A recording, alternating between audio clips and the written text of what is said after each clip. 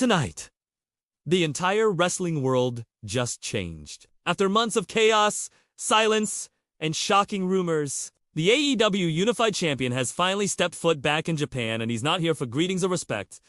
No, he has one target, one mission, one name burning in his mind. Hiroshi. And when these two legends collide, the ring won't just shake, it will explode. Brace yourself.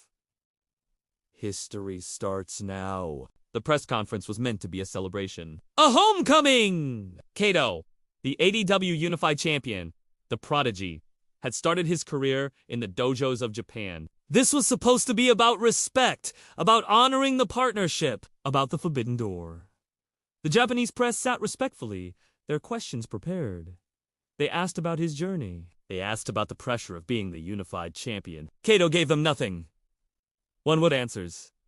He looked at his watch. He tapped the championship belt on the table, the sound echoing in the quiet room. Then, a veteran journalist asked the final question. Kato-san, what does it mean for you to bring that belt back to the country that Kato cut him off? He stood up, knocking his chair over. The room went silent.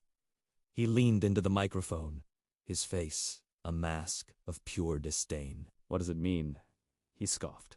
It means nothing. I'm not here for a history lesson. I'm not here for any of you. He picked up his belt. I'm here for one man. I'm here for Hiroshi. He spat the name like it was poison. He turned and walked out, leaving a stunned, silent room and a dozen unanswered questions. The war had begun, not with a match, but with a word. It took less than 5 minutes for the footage to hit the web. The first clip was just 30 seconds long. Kato standing up, the name Hiroshi leaving his lips, and the thud of the microphone as he dropped it. The internet didn't just react. It detonated. It was a digital tsunami. On one side, the Western fans, Kato's loyalists, cheered the chaos. That's our champ! He's taking over! Hiroshi is washed. The hashtags were brutal, disrespectful, and they trended globally within an hour. But on the other side, in Japan, it was a different story. It was shock. It was a deep, profound sense of betrayal. This wasn't just a challenge. This was a defilement. Hiroshi wasn't just a wrestler. He was the ace, a national icon who had carried the industry on his back through its darkest times. To call him out was one thing. To do it with such venom on his home soil after being welcomed ... it was unforgivable. Online forums, once filled with excitement for Kato's return, were now flooded with pure anger. He has forgotten his roots. He is a child. He is not welcome here. The dream match had instantly become a nightmare. The next morning, the Japanese media machine, which had been so polite just a day earlier, turned into a frantic beast. This was no longer a wrestling story. It was a national insult. Sports papers, and even mainstream news outlets, ran the grainy press conference photo on the front page. The headline was the same everywhere. The betrayal. The arrogant champion. Where is Hiroshi?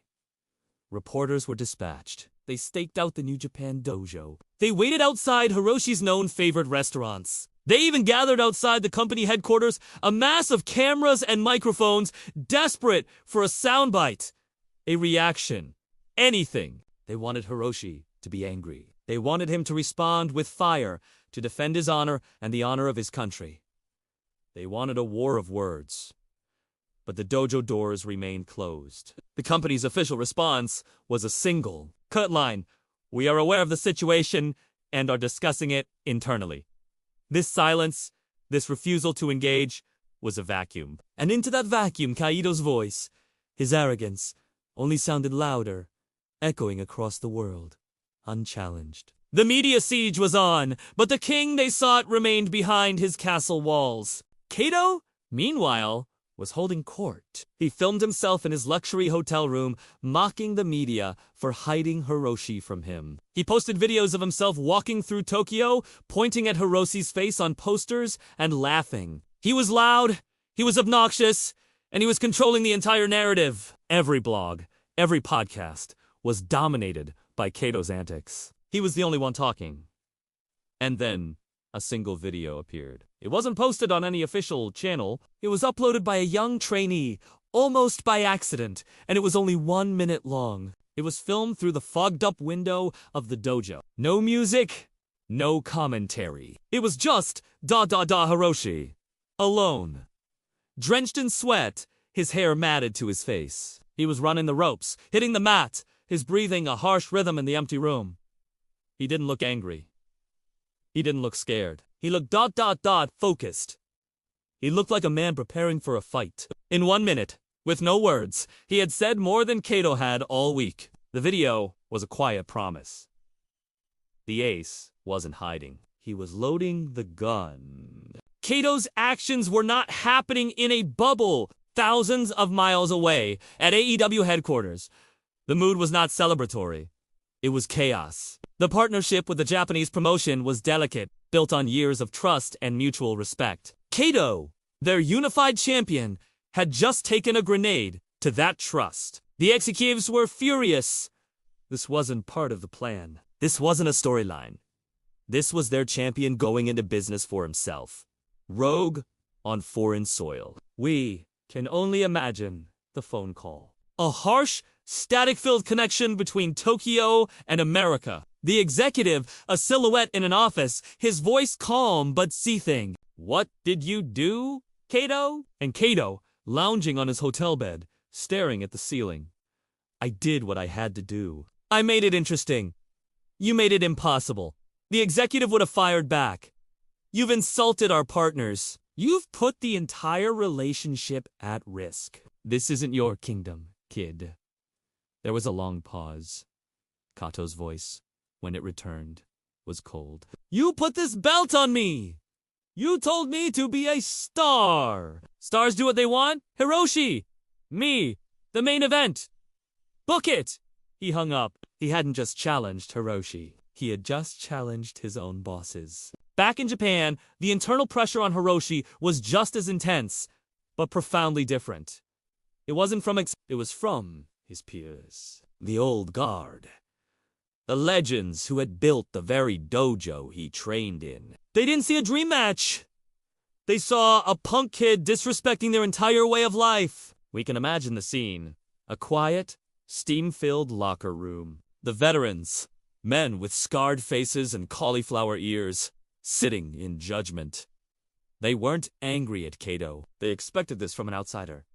They were disappointed in Hiroshi. "You let this happen!" One of them might have said, not in anger, but in sorrow. "You were his hero. He has made a mockery of you, and in doing so, a mockery of all of us."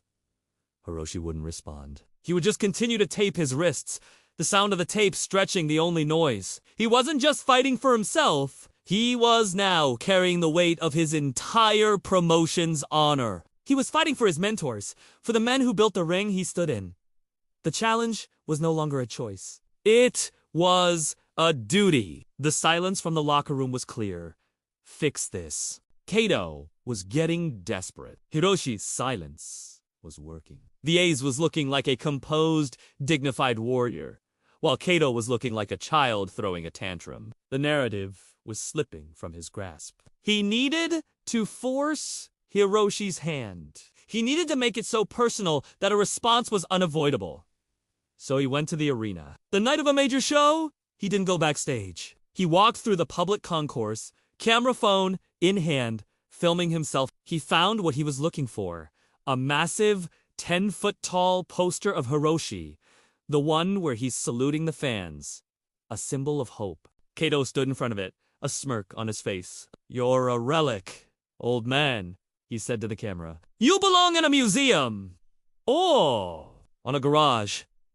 He pulled out a can of black spray paint. The fans in the arena gasped, their phones instantly up. He didn't just deface it. He methodically sprayed a giant X over Hiroshi's face. He spray painted his own initials at the bottom. "My time," he yelled at the booing crowd. "My house!" This was no longer about a match. This was a desecration. He had literally crossed out the past. The footage of the defaced poster was the breaking point. It was the lead story on the news. This time, When Hiroshi arrived at the dojo, the media wasn't there. They didn't need to be. The entire world knew this had gone too far. But the true impact wasn't felt in the ring. It was felt at home. We could only picture the scene. Hiroshi, at home, trying to escape the chaos, sitting on the floor. His family, his young son, perhaps, walking in, holding a tablet. On the screen, the image of Kato, spray paint in hand. The image of his father's face, crossed out. The boy wouldn't understand the business. He wouldn't understand promoting a fight. He would only see a bad man hurting his dad. He would look at his father, confused, and ask, "Papa, why?" In that single moment, the weight of the world would land on Hiroshi's shoulders. This was no longer about his legacy, or his company, or even his honor. It was about his family. It was about the look in his son's eyes. Kato had finally gotten what he wanted. He had made it personal! The ace had to fight! The match was set. The Tokyo Dome. The world was watching, but the real story happened the night before. Not in the ring, but in the cold, concrete corridor beneath it. Kato was alone, pacing, the championship belt on his shoulder. And then, he was there. Hiroshi. Not in his ring gear, but in a simple tracksuit. He just appeared, as if from the shadows. Kato, for the first time, looked startled. He recovered, puffing his chest out. Finally, Kato spat. Came to beg. Came to tell me you're forfeiting. He was loud, his voice echoing. Hiroshi just stood there, his hands in his pockets. He waited for Kato to finish his tirade. When Kato finally ran out of breath, the arena was silent. Hiroshi took a single step forward. His voice was quiet, not angry. "You have done all of this," he said, his English perfect. "You have insulted my fans, my home, my family." He looked Kato dead in the eyes. "I only have one question." He paused. "Why?"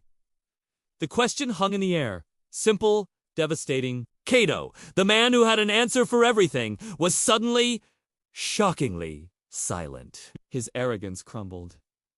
He just stared. Kato's hands were shaking. He lowered his championship belt to the floor.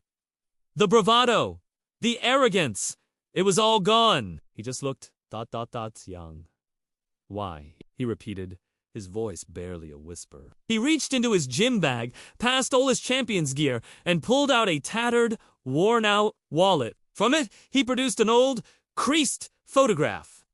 He held it out. Hiroshi looked down. It was a picture, taken at least 15 years ago, from high up in the cheap seats. In the ring, a younger, triumphant Hiroshi, arms raised. But in the foreground, circled in pen, was a small boy, his face turned towards the ring, his eyes wide with pure, unadulterated awe. "That's me," Kato said, his voice cracking. "That was my first show.